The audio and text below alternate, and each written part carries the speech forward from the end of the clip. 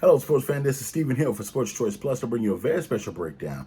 I'm going to be covering the NBA Finals between the Miami Heat taking on the Los Angeles Lakers. Before I get right into that, I want to make sure you go ahead and subscribe right now to the YouTube channel so you can get all the updates each and every time we have content coming out at Sports Choice Plus. Without further ado, let's get right into the action. Coming into this series, the Miami Heat are looking to do damage against the Los Angeles Lakers and take home an NBA title. They have a lot of great players on their team, and when you look at just overall what drives the Miami Heat, you're looking at point guard play.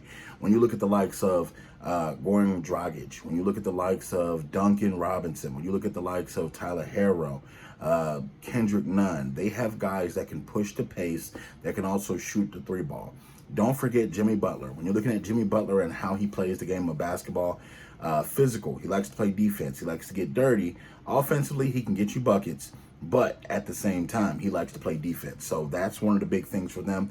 Bam is going to have a long series, and I say that because Bam has to fight with three potential 7-footers. When you look at overall on the opposite side, Dwight Howard, even though he's not an offensively first guy, you look at what he does as far as offensive rebounding, defensive rebounding.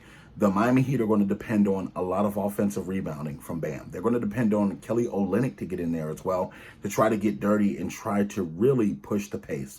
When you're looking just at how this series could go, Spoelstra has different options. He can go with different lineups, but overall, you have to ask yourself, what kind of lineup are you going to throw at the Los Angeles Lakers? So, Goran's going to be huge in this series. Andre Iguodala's defense and Jerry Crowder's defense. They're going to throw a three-headed monster at LeBron. And what I mean by that, Jimmy Butler, you're going to have Jay Crowder and Andre Iguodala constantly trying to double, constantly trying to harass LeBron, and they're going to try to basically funnel him. That zone, if you don't know already, the zone that Miami runs is because their shooting guards and some of their point guards aren't really good on defense. When you look at Duncan Robinson, he's not really good on defense. When you look at Tyler Herro, he's not really good on defense. Goran Dragic is not really good on defense. So they have to hide and play team defense. That's kind of where you look at the Los Angeles Lakers and say, bingo.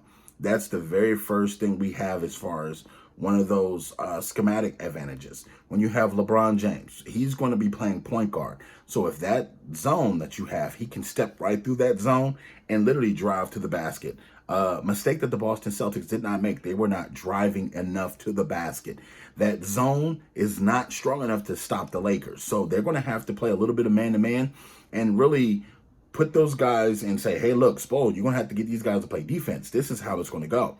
One of the things I think that is going to be an equalizer in this series is the three-point shot. The three-point shot is going to be big for both these teams, and it's going to come down to who can hit timely threes first. And you're looking at Kentavious Caldwell-Pope. Look at Rajon Rondo stepping up and hitting big threes. You look at Kyle Kuzma being able to get on fire. He's streaky, but when he gets to shooting and he gets to rolling, all it takes is one shot and this guy is ready. If they have J.R. Smith in this series, it's going to be huge if he can start hitting threes. So Alex Caruso, he's going to be big off the bench. So bench play is going to be huge in this series. Three-point shooting is going to be huge in this series. And rebounding is going to be huge in this series. One of my X factors for this series is championship experience. When I'm looking at the rosters and I'm asking myself, what are some of the things that an NBA player goes through during a championship series, whether they win or whether they lose?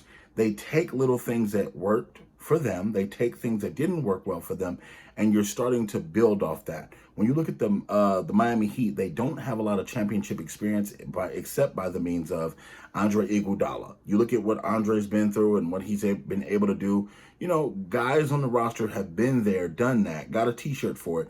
But when you're looking at the Lakers have a team filled of veterans. When you look at Danny Green, when you look at Rajon Rondo, LeBron, when you look at Dwight Howard, even though he lost, just the things like that, those are going to be big. JaVale McGee, knowing what it's like to be able to seal the deal on the championship is going to be huge in this series.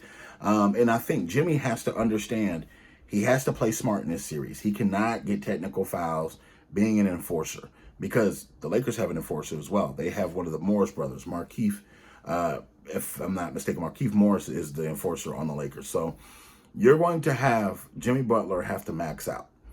One of the things I will point out, Jimmy Butler has never beat LeBron when it mattered. When you look at him on the Chicago Bulls, when you look on him, you know, they had some pretty good teams with Derrick Rose back in the day and things like that. Jimmy could not beat LeBron. And I'll say I think that's huge. And I think that that's going to be huge in this series because Jimmy is going to have something to prove. So when I'm looking at all these things broken down, I'm looking at LeBron on one side, Anthony Davis on one side. I'm looking at the Heat in their trio of three-point shooters and their trio of good defenders as far as Bam, Jimmy Butler, Jay Crowder, and Andre Iguodala. I'm thinking the three things that have shaped my mind in this series is the three-pointers, the reboundings, and also championship experience. I would like to think that the Miami Heat have enough to get it done, but I'm going to pick the Los Angeles Lakers to win this one in 6. I don't think the Lakers will be able to be slowed down by the Miami Heat team. Yes, the Miami Heat have had a phenomenal year. Shout out to the Miami Heat for all that they've done positive this year, but the buck stops here. When LeBron James is hungry for this, you got to think he's trying to get this done for not only himself, his legacy, but he wants to honor the late, great Kobe Bryant. They're going to be a lot of energy in this series. There's no holding back at this point. Anthony Davis has fought to get to this point. If Anthony Davis gets this one championship, it's going to change his trajectory as far as Hall of Fame forever. And I think LeBron's going to get this done, and you're going to see LeBron be the MVP of the NBA Finals. So I'm picking the Lakers to win this one in 6. I think LeBron and company are going to get it done. Championship experience. They're going to have too many trees down in a post for these guys to be able to flood the lane, and I think they're going to get it done. So all you Lakers fans, all you Heat fans, leave your comments in the comment section below. And as always, we want to comment with you each and every week. If you got fantasy sports things that you need help with, comment in the comment section. And as always, check out the old content and the new content we look forward to sharing with you each and every week. Until then, my friends, y'all be easy.